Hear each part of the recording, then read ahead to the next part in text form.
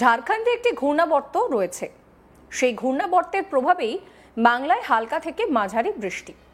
তবে আপাতত বাংলায় আর ভারী বৃষ্টির সম্ভাবনা নেই। ক্রমশই বাতাসে জলীয় বাষ্পের পরিমাণ কমবে। দক্ষিণবঙ্গে বুধবার বজ্রবিদ্যুৎ সহ বৃষ্টির সতর্কবার্তা জারি করা হয়েছে। সেক্ষেত্রে দাঁড়িয়ে যে সব জায়গায় ভারী বৃষ্টি হবে সেরকম নয়।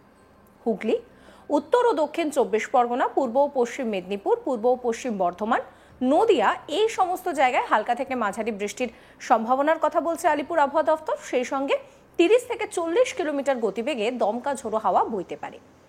বৃহস্পতিবার বজ্রবিদ্যুৎ সহ বৃষ্টির সতর্কবার্তা রয়েছে।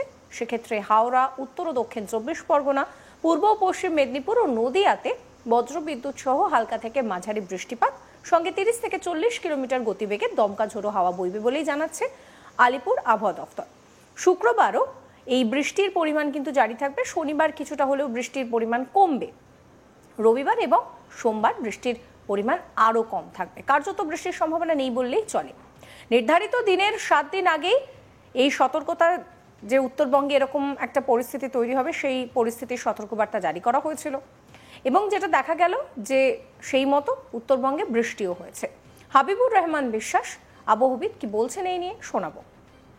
এখন আমাদের মূলত বাতাসের নিম্ন স্তরে একটা ঘূর্ণাবর্ত ঝাড়খণ্ডের উপরে আছে, আর এরই প্রভাবে হালকা থেকে মাঝারি বৃষ্টিপাতের সম্ভাবনাই কেবলমাত্র থাকবে আগামী কয়েকদিনে। যেটা বিস্তৃত হচ্ছে এরকম যে আগামী 24 ঘন্টায় আমাদের দক্ষিণবঙ্গে কেবলমাত্র বিক্ষিপ্তভাবে এই হালকা থেকে মাঝারি বৃষ্টিপাত, বজ্রপাত সহ বৃষ্টিপাত হওয়ার সম্ভাবনা রয়েছে।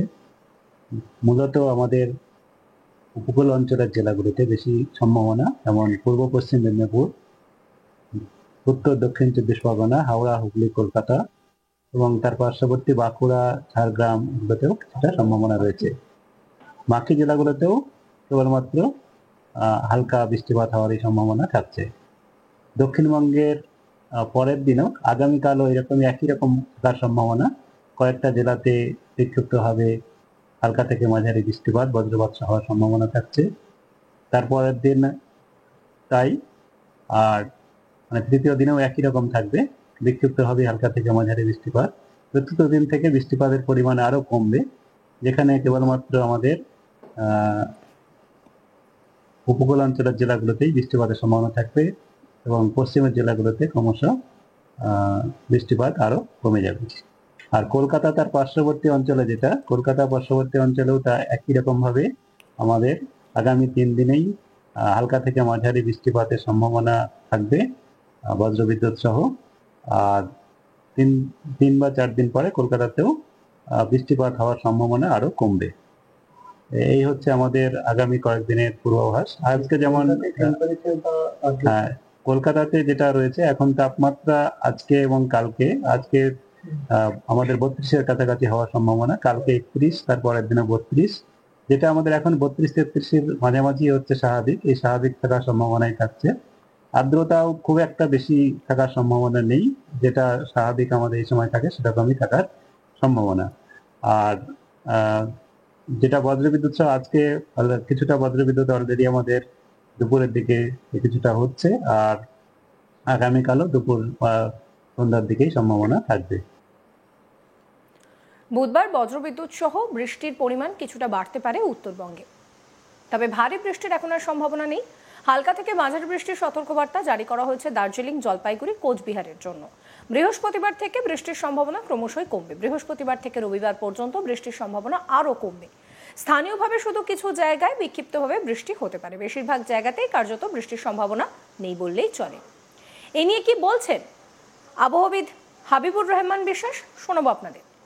উত্তরবঙ্গের জন্য যেটা পূর্বাভাস দেওয়া হয়েছে, তাতে উত্তরবঙ্গে আগামী 2 দিনে কেবলমাত্র বিক্ষিপ্তভাবেই, উত্তরবঙ্গেও একই রকম ভাবে বিক্ষিপ্তভাবেই হালকা থেকে মাঝারি বৃষ্টিপাতই থাকার সম্ভাবনা। আর আজকে তো আরো কম থাকার সম্ভাবনা, কেবল 1-2 জায়গায় হওয়ার সম্ভাবনা। আগামীকাল সামান্য একটু উত্তরবঙ্গে বিক্ষিপ্তভাবে হতে পারে, কয়েক জায়গায় বাড়তে পারে, তবে এখন ভারী বৃষ্টিপাতের কোনো সতর্কতা নেই। সব কেবলমাত্র বিক্ষিপ্তভাবে বজ্রবিদ্যুৎ সহ বৃষ্টিপাতের সম্ভাবনাই হালকা থেকে মাঝারি হওয়ার সম্ভাবনা থাকছে। ভারী বৃষ্টিপাত সহ যেটা হচ্ছিল সেটা অবশ্যই আমি গতকালই বলেছি যে এখন ভারী বৃষ্টিপাতের আর সম্ভাবনা নেই। এবং বৃষ্টিপাতের যেটা সর্বত্রই যে বৃষ্টিপাত হচ্ছিল সেটাও সম্ভাবনা নেই। কেবলমাত্র বিক্ষিপ্তভাবে কয়েকটা জায়গায় হালকা থেকে মাঝারি বৃষ্টিপাত থাকবে এবং আগামী 24 ঘন্টায় তো খুবই কম জায়গাতে থাকবে।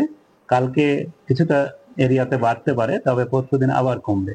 এটা বিক্ষিপ্ত হবে, কেবলমাত্র হালকা থেকে মাঝারি বৃষ্টিপাত বজ্রবিদ্যুৎ সহ হওয়ার সম্ভাবনা থাকছে।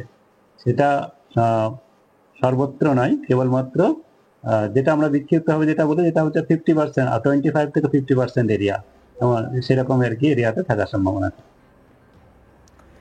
একের পর এক পশ্চিমী ঝঞ্ঝা, অন্যদিকে দেশে বৃষ্টির সম্ভাবনা কমছে। এবার থমকে থাকা বর্ষা বিদায় নিতে পারে বলেই কিন্তু অনুমান করছেন আবহবিদরা। 10ই অক্টোবর নির্ধারিত সময়ে বাংলায় বর্ষা বিদায় না হলেও সপ্তাহের শেষে বর্ষা বিদায়ের জন্য যে পরিবেশ, সেই পরিবেশ তৈরি হবে। এ নিয়ে কি বলছেন আবহবিদ হাবিবুর রহমান বিশ্বাস, শোনাবো। বর্ষা বিদায়ের আজকে থেকে আবার আমাদের পূর্বাভাস দেওয়া হয়েছে যে আমাদের রাজস্থান, পাঞ্জাব, ওইসব ওয়েস্টার্ন পার্সন থেকে, ওয়েস্টার্নের আমাদের পশ্চিমের রাজ্যগুলো থেকে হয়ে গেছিল কিছুটা, তারপরে আরো কিছুটা হওয়ার সম্ভাবনা আছে, যেমন গুজরাটের বাকি অংশ, তারপরে আমাদের মধ্যপ্রদেশের কিছু অংশ।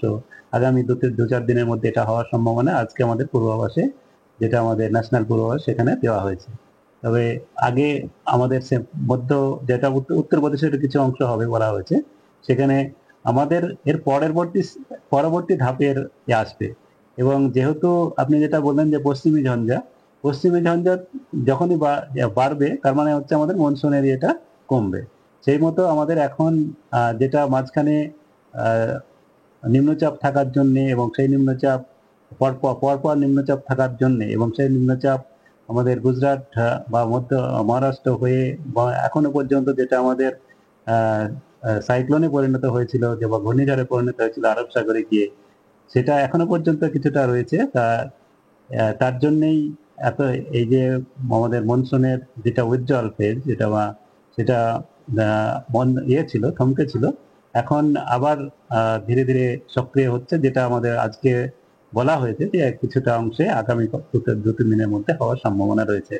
এর পরবর্তী ধাপে আমাদের রিজনে এখনো পর্যন্ত মনসুনের ফ্লো আছে, তবে কয়েকদিন পরে হয়তো আমাদের রিজনেও সেটা দেখা যাবে, তবে আমাদের এখনো কিছু বলা হয়নি। মানে কলকাতা থেকে 10ই অক্টোবর প্রবাবল ডেটে বলা হয় না, আজকে তো 7 তারিখ হয়ে গেল, 10 তারিখে হওয়ার সম্ভাবনা খুবই কম। কারণ হচ্ছে আমি তো বললাম 10 তারিখ, আজকে 7, 8, 9, 3 দিন তো বৃষ্টিপাতের সম্ভাবনা থাকছেই। হ্যাঁ, তারপরেও কিছুটা বৃষ্টিপাতের সম্ভাবনা থাকবে। তো বৃষ্টিপাত, এবং সেটা মনসুনের বৃষ্টিপাতই সম্ভাবনা। আর আগামী 3 দিনে তো হওয়ার সম্ভাবনা কম, তবে তারপরে দেখা যাক। সমস্ত খবরের আপডেটের জন্য আপনাদের নজর থাকুক আজ তাক বাংলায়। চ্যানেলটিকে সাবস্ক্রাইব করবেন, নোটিফিকেশন পেতে বেল আইকনে ক্লিক করবেন, ফলো করতে ভুলবেন না আজ তাক বাংলার হোয়াটসঅ্যাপ চ্যানেলও।